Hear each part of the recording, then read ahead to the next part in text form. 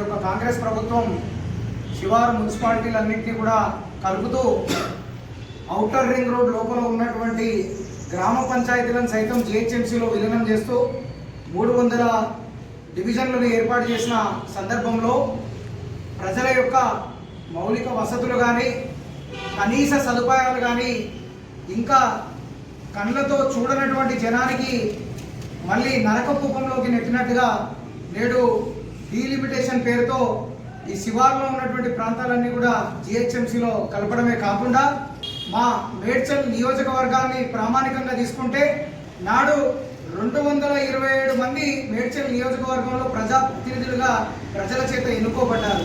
వాళ్ళు ఏ పార్టీ వాళ్ళైనా కావచ్చు. కానీ నేటి పరిస్థితి ఏంటంటే యువత రాజకీయాలకు రావాలని దేశమంతా అన్ని రాజకీయ పార్టీలు కూస్తున్నాయి. కానీ రేవంత్ రెడ్డి ప్రభుత్వం మాత్రం ఇక యువకులు కాదు, ఎవరు కాదు, నేను అనుకున్న వాళ్ళే రాజకీయ వ్యవస్థలో ఉండాలి. నేడు కేవలం మేడ్చల్ నియోజకవర్గంలో 2000 మంది పైచీలకు ఒక రాజకీయ భవిష్యత్తును కోల్పోవడమే కాకుండా స్థానికంగా పిలిస్తే పలికేటువంటి నాయకత్వాలు ప్రజలకు దూరం అయ్యేటువంటి దౌర్భాగ్యమైనటువంటి పరిస్థితులు ఏర్పడ్డాయి. ఎందుకంటే ఒక్కొక్క చోట ముఖ్యంగా బోడుప్పల్లో 28 డివిజన్లు ఉంటేనే అభివృద్ధి అంతంత మాత్రంగా ఉండే. బోడుప్పల్ ఒకటి, చెంగిచెర్ల ఒకటి, 2 డివిజన్లు ఏర్పాటు చేసి ఏ రకమైనటువంటి అభివృద్ధిని ప్రజలకు చూపించాలనుకుంటారు, ఏ రకమైనటువంటి సేవలు ఈ యొక్క గెలిచేటువంటి నాయకులు అందించగలుగుతారు అనేటువంటిది ప్రశ్నార్థకంగా చేసినటువంటి నేపథ్యంలో 42% కామారెడ్డి డిక్లరేషన్ ని అటకెక్కించి ఈ యొక్క 300 స్థానాల్లో జరిగేటువంటి ఎన్నికల్లో కూడా మీరు బీసీలకు ఇచ్చేటువంటి వాటా ఎంత, ఎస్సీలకు ఇచ్చేటువంటి వాటా ఎంత, ఎస్టీలకు ఇచ్చేటువంటి వాటా ఎంత, మరి మహిళలు ఎంతమంది బీసీ ఉంటారు, ఎంతమంది ఎస్సీ ఉంటారు, ఎంతమంది ఎస్టీ ఉంటారు మీరు అనుకుంటారు కావచ్చు. రేపు 300 డివిజన్లలో మా యొక్క జనరల్ సీట్లు ఎక్కువ ఉంటాయి కాబట్టి 42% కూడా బీసీలకు రిజర్వేషన్ లేదు కాబట్టి మొత్తం అగ్రకులాలే మేము గెలుస్తామని ఖబర్దార్ రేవంత్ రెడ్డి గారు. ఈ యొక్క బోడుప్పల్ ఈ రోజు సమావేశమైంది. అట్లాగే మేడ్చల్ నియోజకవర్గంలో భారతీయ జనతా పార్టీ శ్రేణులు జగన్నాథ రథచక్రాలై కదులుతా ఉన్నాయి.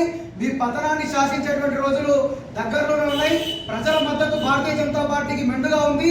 ఖచ్చితంగా జనరల్ ప్రతి స్థానంలో కూడా బీసీ, ఎస్సీ, ఎస్టీలు పోటీ చేసైనా సరే ఈ యొక్క కాంగ్రెస్ పార్టీ యొక్క నిరంకుశమైనటువంటి వైఖరిని పొందబెడతారనేటువంటి విషయాన్ని మీ అందరికీ తెలియజేస్తూ నేటి బోడుప్పల్, చెంగిచెర్ల అనేటువంటి ఈ యొక్క 2 డివిజన్లను కూడా ఖచ్చితంగా భారతీయ జనతా పార్టీ కార్యకర్తల యొక్క బలంతో ఈ యొక్క ప్రజల గుమ్మం తట్టి మరి గెలిచి చూపిస్తాం.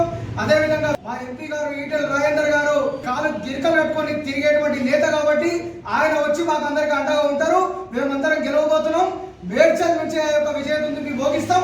రేపు రాష్ట్రంలో భారతీయ జనతా పార్టీని కాషాయ ధ్వజాన్ని రెప్పలాడే విధంగా అధికారంలోకి తీసుకొస్తామనేటువంటి విషయాన్ని మేము అందరూ గుర్తుపెట్టుకోవాలి.